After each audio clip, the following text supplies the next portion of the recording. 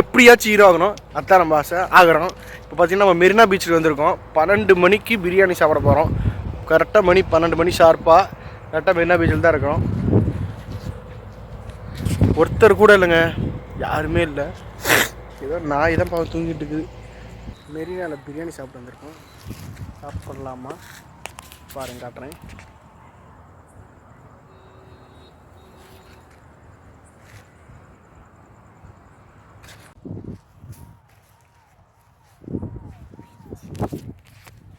Edit பண்ணும்போது தான் நானே பார்த்தேன். இப்போ ஒரு மார்க் பண்ணுற பாருங்க, மார்க் மட்டும் பாருங்கள். நானும் ஷார்ட் ஆகிட்டு பார்த்தேன்.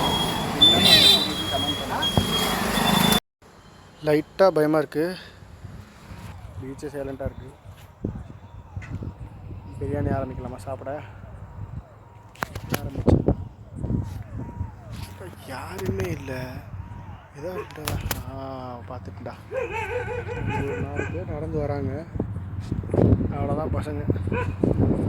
12 மணி ஏன்னா ஒருத்தனை கூட காணோம். ஏதோ 4 பசங்க நடந்து போனானுங்க, அதுக்கப்புறம் எவனையுமே காணோம். இது நம்ம பிரியாணி ஆரம்பிக்கலாமா சாப்பிட்றதுக்கு?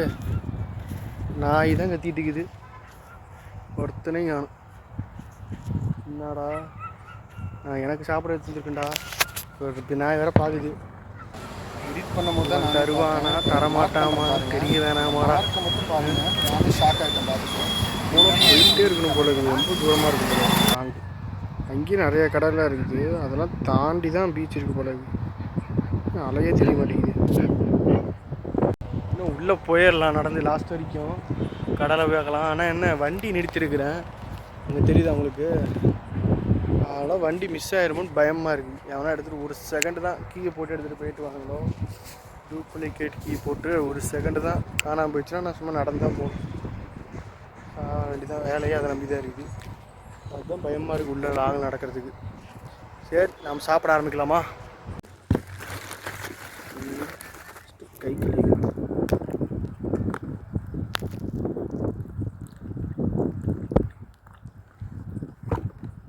நிஜமாலுமே மெரினா பீச்சில் தான் இருக்கிறேன்.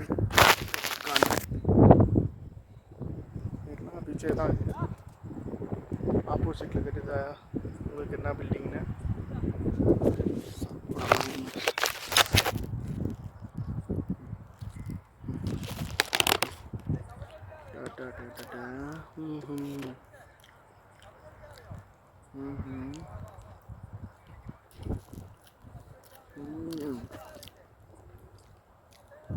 பிரியாணி செம்மையாக இருக்குது.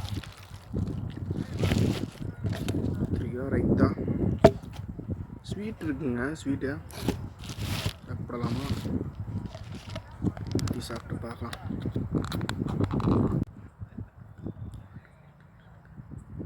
மட்டன் பிரியாணி.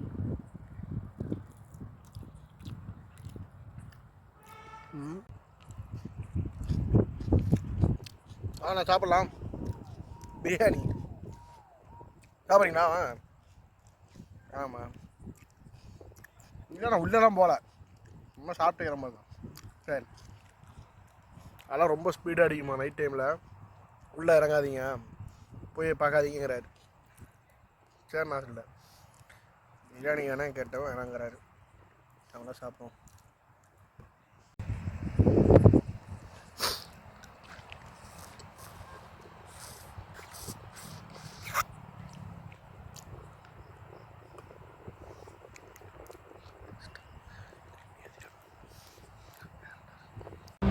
பிரியாணி ஒரு வழியாக சாப்பிட்டு முடிச்சாச்சு, எல்லாம் இருக்குது.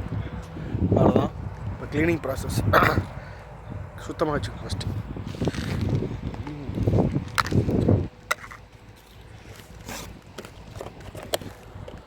டஸ்ட்பின் எங்கே இருக்குன்னு தெரியல, அதனால் நம்ம வெளியே போயே போட்டோம். பாய் பாய் மெரினா பாய். எப்படியோ 12 மணி பிரியாணி முடிஞ்சிருச்சு. அது மெரினா பீச்சில் 12 மணிக்கு.